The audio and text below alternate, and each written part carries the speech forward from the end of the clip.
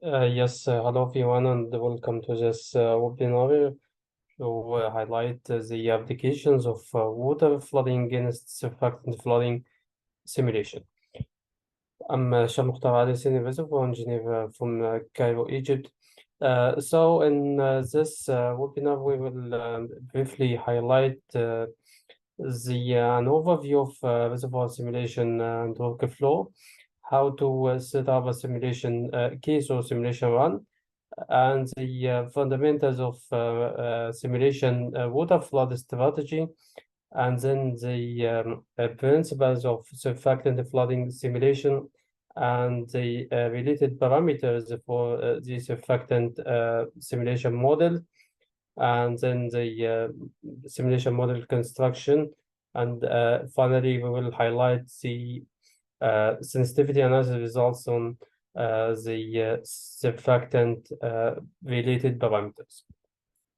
So starting directly with this highlighting for the oil recovery techniques, as you know, the oil recovery is generally classified as primary and improved oil recovery, as you can see.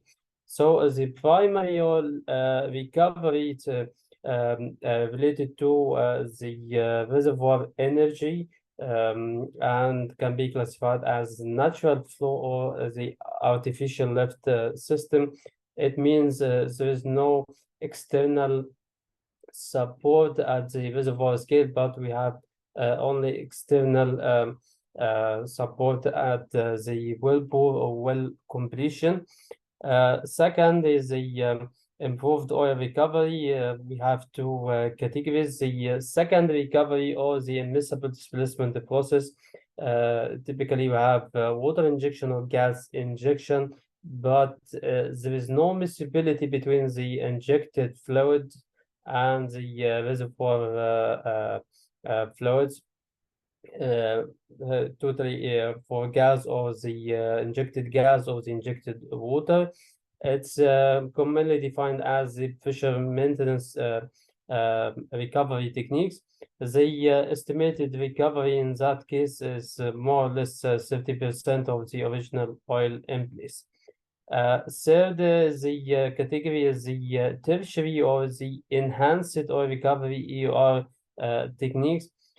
We have, as you can see, different classifications. As for the thermal flooding, related to steam injection, in situ combustion, hot water injection, and so on. All of these are related to the heavy oil or extra heavy oil reservoir systems. These techniques are widely applicable and widely applied in Canada for the thermal recovery techniques. Second category is the gas injection or miscible gas flooding, like CO2 injection or nitrogen injection. In that case, the oil recovered is improved by the miscibility of the injected gas with the reservoir with the hydrocarbons or reservoir oil. Next category is the chemical flooding. It means we have some modifications or changes in the nature of the injected water, like the surfactant flooding, polymer and alkaline flooding, and so on. So if the technique is designed to change a specific property with the inject water, for example, in the polymer flooding, it's designed to control the mobility of the injected water. Polymer is considered as a thickening agent. For the surfactant flooding, the surfactant is designed to reduce the oil-water interfacial tension. That means the capillary residual oil saturation will be reduced by the reduction of the capillary forces, and accordingly and we will have an improve in the recovered oil. Other techniques, as you know, like microbial acoustic or electromagnetic flooding and so on. but although this is the general classification schema for oil recovery techniques. So in this slide, as you can see, it's highlighting the process of natural production for oil and gas fields.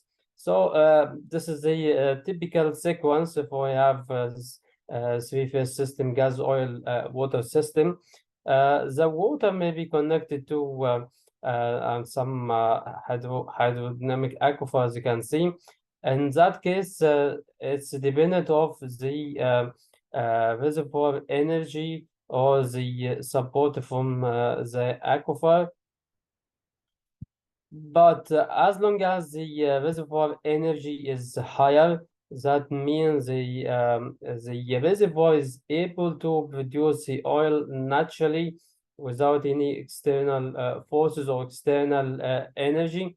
But once, as you can see, once the reservoir energy equals the bottom hole pressure, so the well will stop flowing, and in that case, we may need an artificial lift system to support to lift the hydrocarbons from the bottom of the well across the well completion, or you can find a technique to support the reservoir pressure itself.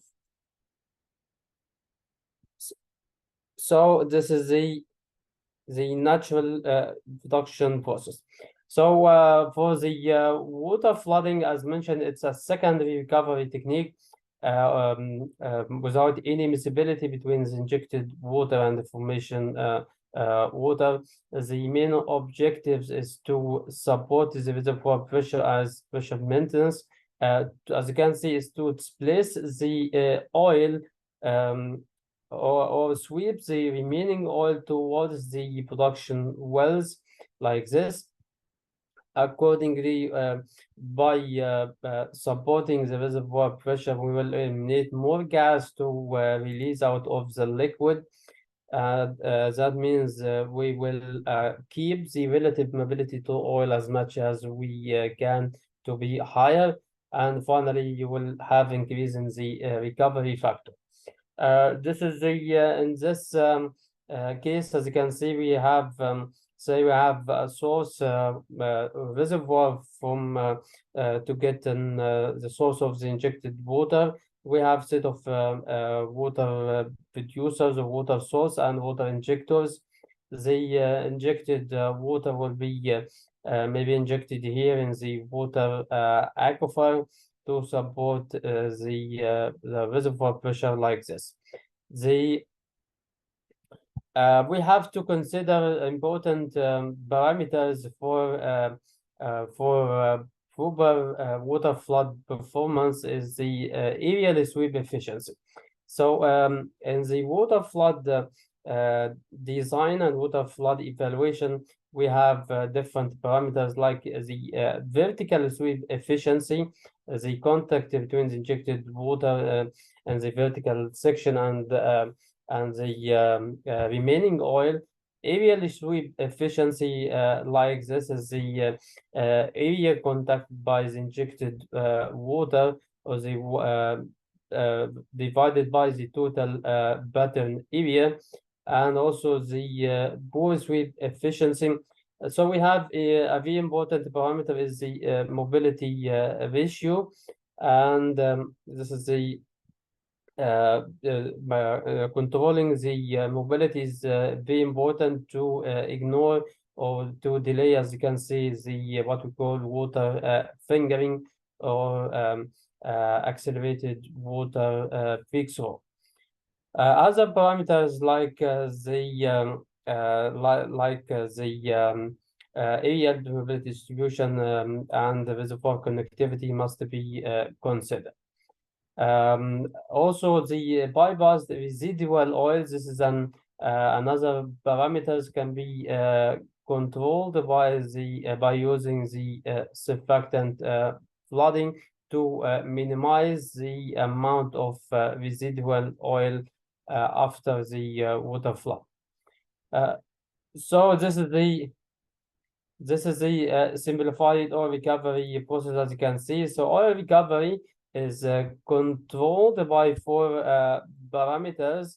The bore scale displacement efficiency, sweep efficiency, drainage of the reservoir, and also commercial cutoff. So regarding the bore scale displacement efficiency,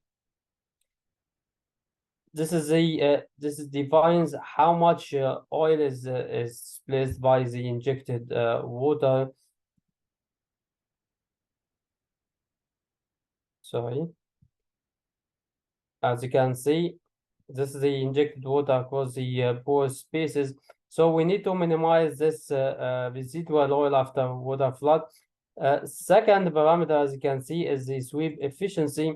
So if we have unfavorable mobility ratio, as you can see, you will have like these fingers, like viscous fingering, which means we may have very accelerated or premature water breakthrough.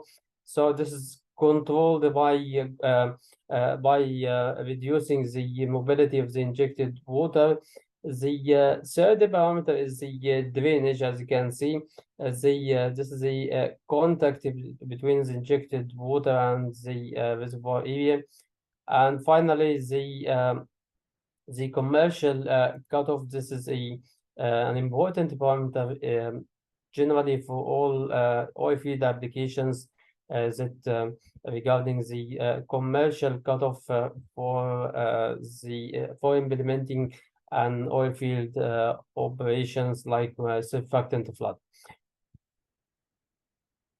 So the need for improved oil recovery is important to minimize the residual oil and maximize the recovered oil from the underground.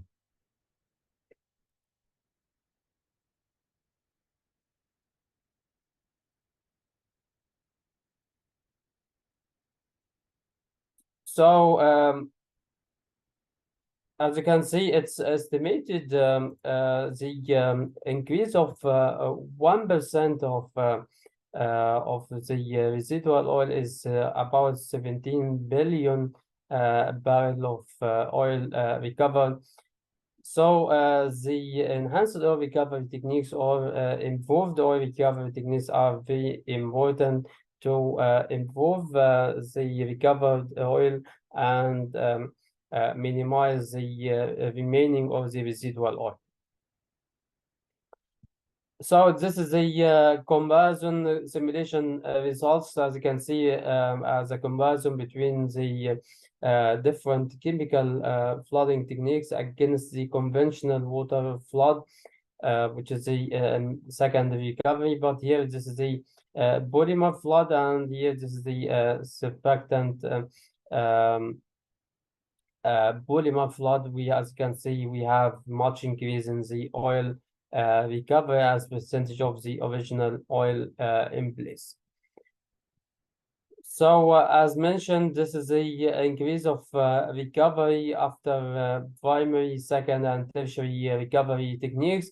But you have to consider the screening of reservoir rock and fluid properties is very important to select or to design the proper EOR technique.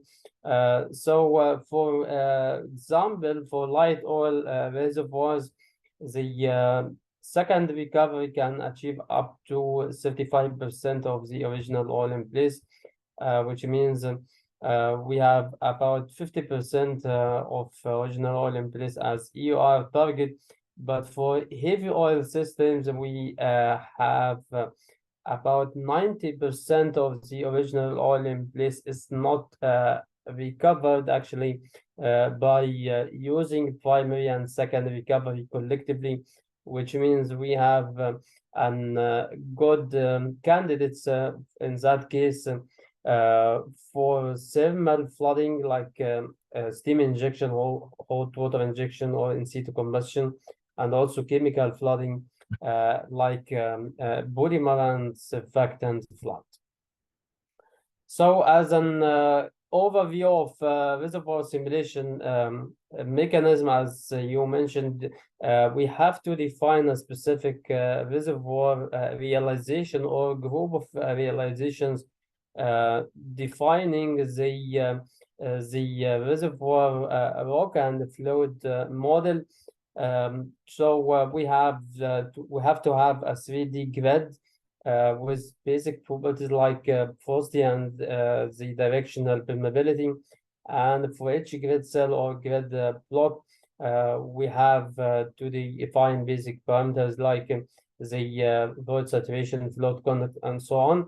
Other parameters must be defined in the reservoir realization, like the properties distribution, the fluid model, and rock physics like capillary pressure and relative mobility curves.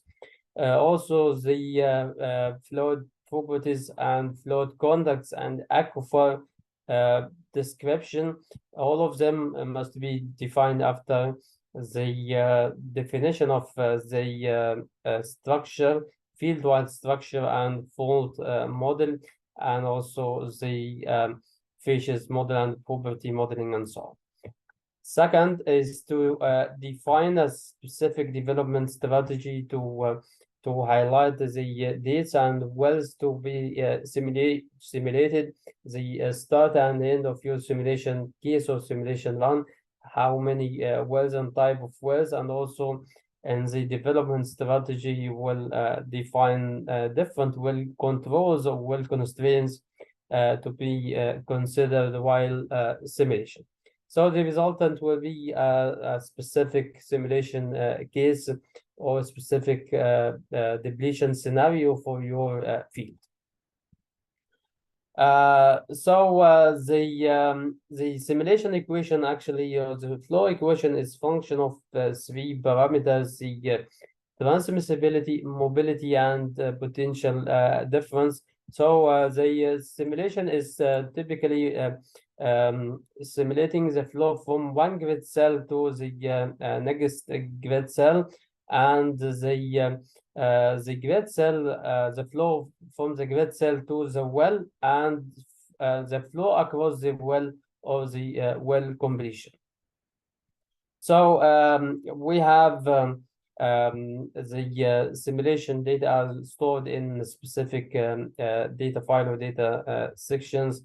For all of these parameters in the flow equation, we have to define the corresponding properties regarding the grid, regarding the properties, fluid and rock properties, and regions, and solution to define the fluid contacts and the initialization data, and also the well production and production constraints and production controls.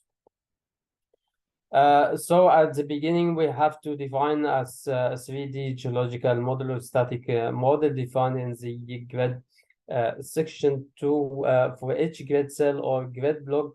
The simulator will calculate both volumes, transmissibility, and also the non-neighbor connections.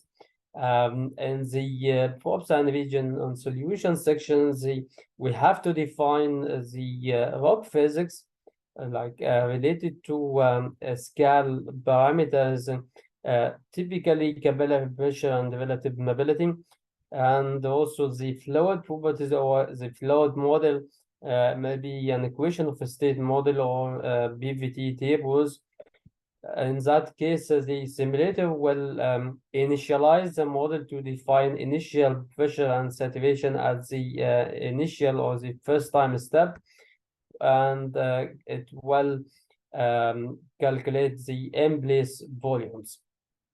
Last is to define well operations, like the well trajectories, well completion, and well production, well controls, and constraints. So to define or set up a simulation run, we have to define a development strategy, as mentioned, to define the start and end date of the run, wells and well rates and constraints, and second, to define a simulation case for a specific 3D grid, a specific simulator, and the specific properties. So in the 3D grid, it's to set up the grid property inputs to the simulator, and the rock physics functions is to define the flood and rock models, regions, and initial conditions. Strategies, maybe history or prediction strategy. It's based on the mode of simulation, history or prediction. Next is to select the outputs and the required results of from the simulator, and advanced features and controls can be customized and assigned in this step. So this is the basic simulation case, as you can see. For example, the most important section is the grid section, or as you can see, is to define the basic properties for each grid block or grid cell, like porosity and permeability in all directions, X, Y, Z directions. And this is the minimum requirements. And you have to define other parameters like aquifer, the LGR, and other. But at the beginning, you have to select the 3D grid and the simulator itself. So now let's highlight the process of surfactant flooding, as mentioned before. So in this process, as a small amount of surfactant is added to the aqueous phase or the water phase, then this surfactant the surfactant mechanism actually is to reduce the oil-water interfacial tension. Accordingly, it will reduce the capillary trapped or capillary residual oil saturation, and finally, it will improve the oil recovery. So in this process, let's say we have an injection well, and this is the production well. So the oil bank may be like close to production, and followed by the surfactant. If we have another polymer slug to control the mobility of the injected water, and this is the final dry water. This is the traditional recovery process. So the purpose or the mechanism of surfactant is to minimize, as mentioned, the capillary trapped oil saturation, which is defined as desaturation. So this is the process of desaturation by the strong reduction in the oil-water interfacial tension. For EOR planning, actually, we have to characterize the reservoir properly for understanding the reservoir rock and flood properties, proper reservoir characterization, evaluation, and model building.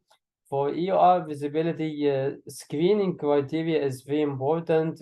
So based on your rock and flood properties, corresponding EOR technique is the best option, or the best technique can be applied for the collective rock and flood properties related to a specific reservoir.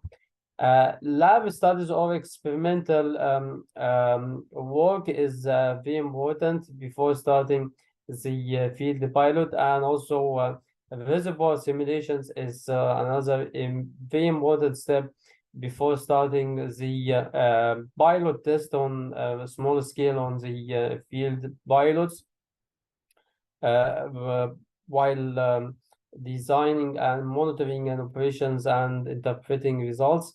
And once we have promising results, you can start an full field operations for EOR applications. An important parameter for the water flood or surfactant flood generally is the voidage replacement ratio, VRR. It's simply defined as the reservoir total production to injection to production. So voidage replacement is the summation of the water injection um, divided by the reservoir voidage. Reservoir voidage is simply the summation of oil and gas and even water production. Also, the free gas production must be considered. So VRR is the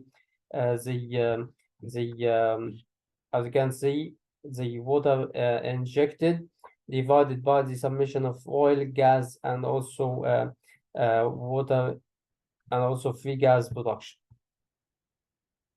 So for water flood strategy, we have to consider important rules or constraints like the group rate production control. This is say we have to control a group of wells like the production wells by, for example, the production rates for example, for oil or liquid. The second is the well production control rule. This is to control the wells by setting minimum limits for the flowing bottom pressure or tubing head pressure, as you can see. And this is another important rule is the well water injection control. This is the control the injected waters and injection wells. Typically, the control mode is the surface rate of the injection wells. And this is another important rule is the group voidage replacement injection. It's to control the injection to replace production voidage, as mentioned before, by assigning the voidage replacement fraction, as you can see, maybe about 100% or 1, maybe higher than 1 or less than 1, based on the injection strategy. Now we will highlight an overview of surfactant flooding simulation. So in reservoir simulation, generally we have three basic equations or three basic fundamentals: the Darcy's law of flow rate equation, the continuity equation, and also the equation of the state or BVT properties. So simulation equations, by the combination of these three principles together, we can we can set the simulation equations with the three basic unknowns for each grid cell or grid block: pressure, water saturation, and gas saturation. But for the surfactant model, we have to consider an conservation equation for surfactant within the aqueous phase or the water phase, and the surfactant is considered available in the water phase only. We will define the parameters related to surfactant. So the oil material balance equation, it's a very simple: net rate of flowing equals the rate of accumulation plus production. So let's say we have this simplified three grid cells. The proof volume for any one is the it's bulk volume dx dy dz multiplied by porosity for defined for each grid cell. So the oil in place can be defined using this equation, considering oil saturation and the oil formation volume factor. So the material balance equation can be defined like this. It's a rate of accumulation of oil during a one-time step like this. So n plus 1, this is at the end of the time step. and N is at the beginning of the time step. So this is for black oil without surfactant. We have this oil phase and water phase, and also gas phase 3 equations. But for the surfactant model, we have, as you can see, we have modification in the water phase equation. As you can see, we have this term to consider the gravity effect. And for the brine equation, we have this parameter Cn is the salt concentration. And this surfactant continuity equation, we have this parameter Cs and Cs to the power A. So this is the surfactant concentration Cs. And this term is the surfactant absorption term. We will highlight this parameters very clearly right now. So now we have 5 equations and 5 unknowns for the surfactant model. 5 equations for oil, water, gas, and surfactant, and also brine. And the unknowns in that case will be pressure, water saturation, and gas saturation, plus the surfactant concentration and salt concentration. So the surfactant solution and brine, reservoir brine, and also the injected water will be modeled as miscible components, because in the surfactant model we will achieve some degree of miscibility based on the degree of mixing between these three fluids. So we have another term, which is the surfactant absorption. This is the some loss in the surfactant on the rock surface. So we have to consider this parameter while planning for surfactant flooding operations. This is defined in this term, Cs to the power A, the absorption term, or the absorption isotherm. So surfactant modifications or effects, we have some modifications on the BVT section related to the water properties. We have modifications on the scaled section related to the oil-water interfacial tension and capillary pressure, and also the relative permeability. And also we have modifications in the wettability due to the absorbed surfactant. So for water BVT properties, the viscosity of water surfactant solution is defined using this keyword and this equation. So it's defined as specific pressure, and we have this multiplier.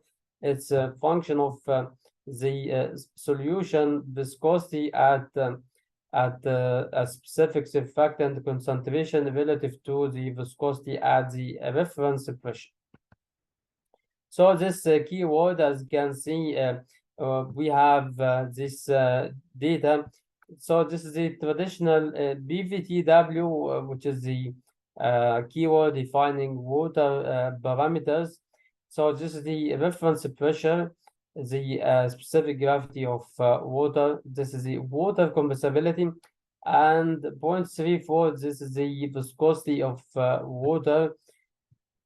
So if you look at this new keyword, as you can see, it's an surfactant concentration against the water viscosity. So at 0 surfactant concentration, the viscosity of water will be like will equal the reference viscosity of water, but increase of surfactant concentration, as you can see, it will increase the viscosity of water.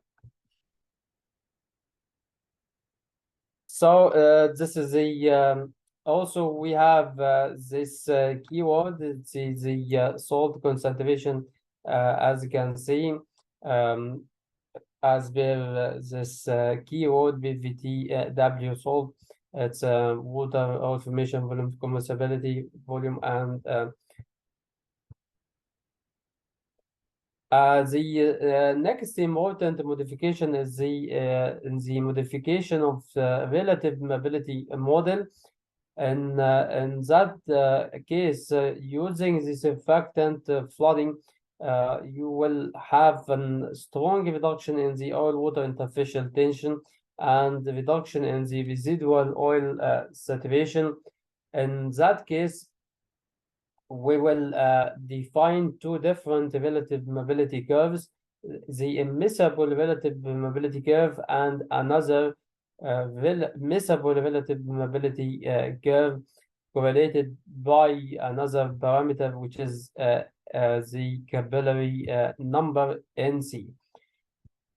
So we have this keyword, the relative, the interpolation parameter for the relative mobility will be a function of the this NC or the capillary number. So what is the capillary number? Actually, for the relative mobility interpretation, as mentioned, we have to define two curves. Miscible relative mobility curve, this is a new curve, and the traditional immiscible relative mobility curve. At the beginning, you have to define the endpoints for the curves for both miscible and immiscible curves. And at a specific situation, you will apply an interpolation between the two curves, and accordingly you will find the final weighted average relative mobility as an multiply as per this equation.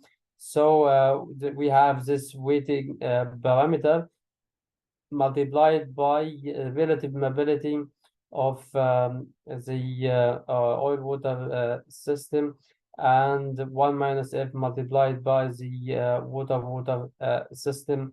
This is the interpolation of the immiscible and immiscible relative mobility curves. For the modifications in the capillary pressure, this is the traditional capillary pressure equation, but for surfactant model, we have to the calculated capillary pressure is, as you can see, is multiplied by this parameter. It is the it's an the interfacial tension at the surfactant concentration divided by zero surfactant concentration. So we have this keyword, as you can see. We have surfactant concentration against the surfactant interfacial tension. So as you can see, as long as we have increase in the surfactant concentration from 0 to 30, for example, you will have much reduction in the interfacial tension in that case, which means you will have more reduction in the capillary pressure as per this equation. So the capillary desaturation is the process of reduction of capillary residual oil after water flood or in the water flooded zone. So this is defined by this term or this parameter, the capillary number. The capillary number is simply the ratio of shear forces to the capillary forces defined by using this equation.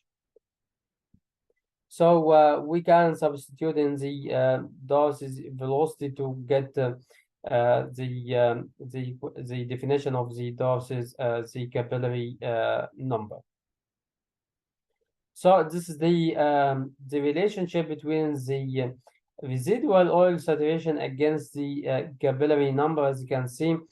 So the range of water flood, as you can see, is mostly here. So the residual non-wetting phase saturation, or the residual oil saturation, is slightly higher at, as you can see, at low capillary number.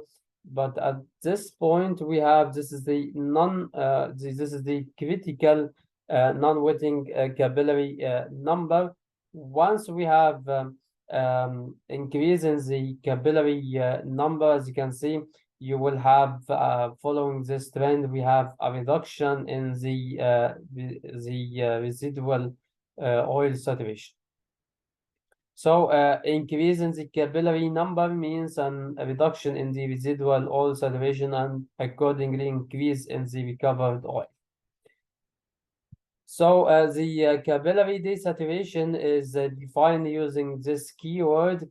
It will define a miscibility factor against the value of logarithmic of capillary number.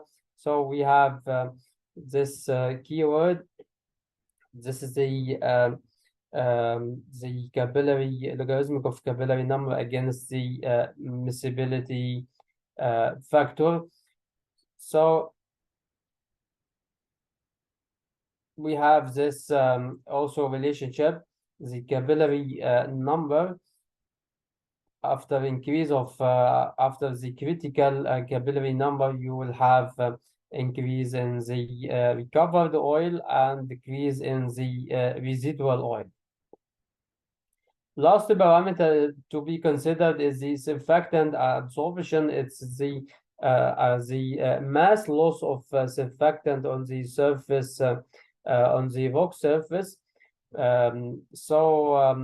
We have to consider this parameter to prevent the absorption. It's important to use or to perform pre-flush before the main flush of the surfactant slug to minimize the surfactant absorption on the rock surface. So this keyword also is used to define the saturated concentration of surfactant absorbed on the rock surface as a function of surfactant concentration. So increase, as you can see, this is the surfactant concentration against the absorption. So increase of saturation will increase the absorption of surfactant on the rock surface.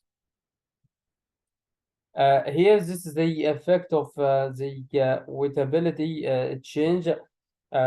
Due to the surfactant flooding, you may apply the alternation in the with the original or the actual wettability conditions.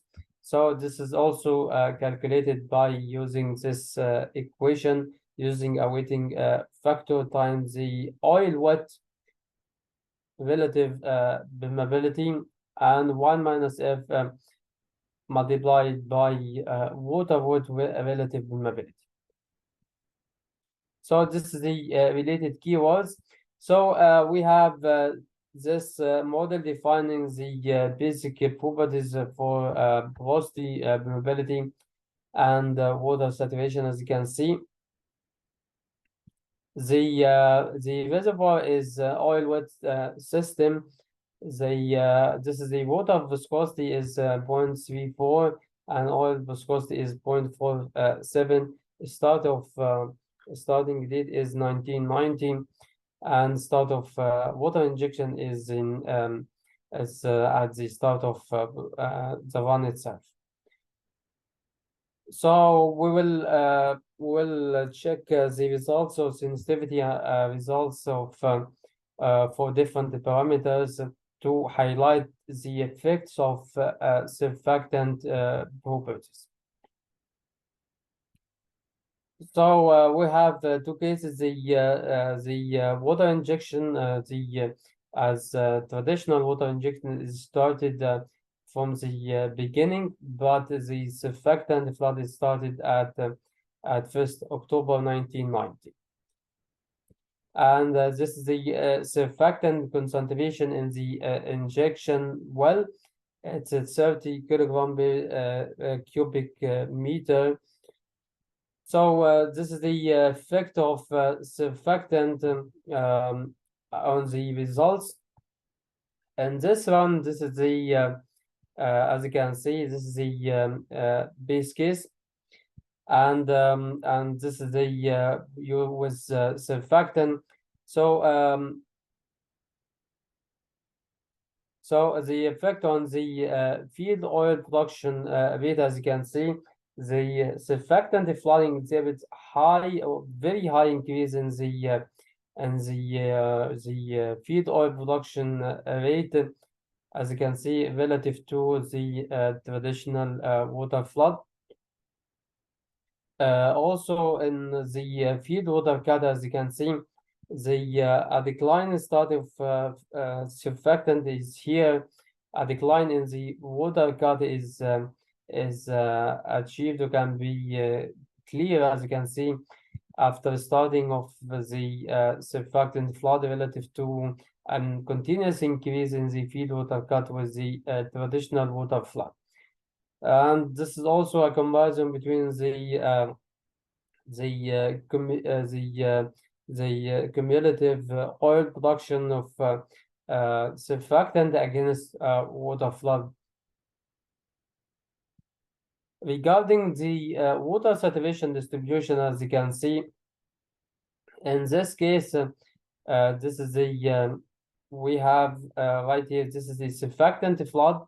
All of these grid cells around the injector showing almost 100% water saturation or minimum residual oil saturation, ORW, against the water flood. The residual oil saturation for all of these grid cells around the injector is still higher, about 65%. Which means we have about 75% residual oil. The effect of surfactant viscosity, as you can see, we have three cases in in the red color. This is the minimum viscosity. So, and in the black and the green color, we have high viscosity, but we have some cutoff viscosity. Below this viscosity, you will have an reduction in the feed oil production rate and increase in the water cut. And this is the water saturation, as you can see. As long as we have high viscosity, means we have sharp distribution of water saturation around the injector, and minimization of residual oil and improver of the recovered oil, for this case related to this one. This is the effect of surfactant concentration. As you can see, it's a very clear increase in of surfactant concentration means we have as you can see, an increase in the oil production and decrease in water cut and increase in the cumulative oil produced. Regarding the residual oil, as mentioned, increase of surfactant concentration is the best case. We have, as you can see, minimum residual oil and increase in the capillary number. This is the effect of surfactant absorption. As you can see, absorption means, as mentioned, it's an mass loss of the injected surfactant on the rock surface. So increase on the surfactant absorption means we will reduce the effect of the surfactant itself and reduce the effective surfactant concentration. That means you should consider the losses of surfactant due to the absorption on the rock surface to have effective effective flooding using the surfactant. This is the residual oil saturation, as you can see, which means the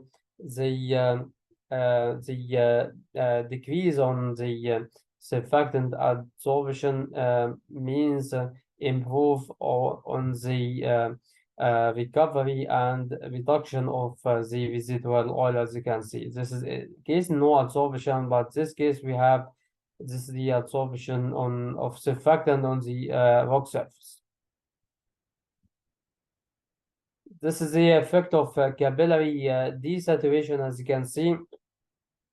So a reduction in the capillary trapped residual oil, actually, this is an important parameter because once you reduce the capillary trapped residual oil, we will achieve higher recovery. This is by, as you can see, achieving full miscibility in the black color against 110% miscibility for the green color, and this is the 50% miscibility in the red color. And this is the residual oil saturation against miscibility. As you can see, achieving high full miscibility or even 50% miscibility, showing the reduction in the residual oil may be very close to zero, related to 10% miscibility. Still, we have high amount of residual oil. So this is the category of results. The highest effect on the surfactant performance is related to surfactant concentration, followed by the surfactant absorption, and then the capillary desaturation, surfactant viscosity, and surfactant rock properties. So this is the surfactant flood is an promising ER technique, but under the reliable and promising reservoir rock and fluid properties, reservoir simulation can provide good indications regarding the actual reservoir performance before applying field pilots or full field surfactant flooding operations. A high surfactant absorption is an important parameter to consider to achieve the required effect of the surfactant. Surfactant concentration is the most effective parameter on the field performance. So that's all I have. Thank you so much. If you have any questions or comments, please go ahead.